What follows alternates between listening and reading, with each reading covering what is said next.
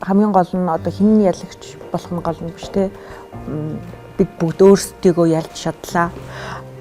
Одоо би чинь ийм үр дүн гаргана ингэнэ гэж би ерөөсөө огт бодоогүй байхгүй юу. Тэгээд ийм гоё сэтгэл хангалуун байна.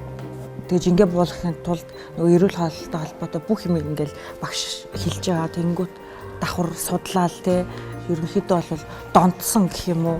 Бүр энэ тасгал хөдөлгөөн гэдэг зүйл улам ингэж донтож дурлалт юм байлээ ерөнхийдөө. Одоо ингээл ер нь бэлтгэл хийхгүй нэг 2-3 хонцоор хиймээр санагдал. Нэг тийм болоод байгаа. Тэгээд өмнө би ерөөс өөрийгөө хайрладаггүй л байсан юм байна л да.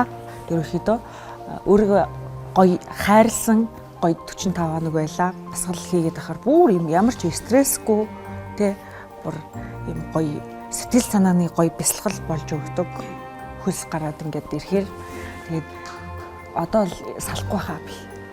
Тэгээд давхар бас сэлнэ.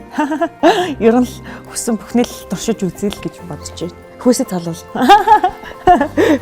Наал дээр бол ингээл хамгийн гоё үзэсгэлэнтэйгээр зөксөн доо. Тим зоригтой байна.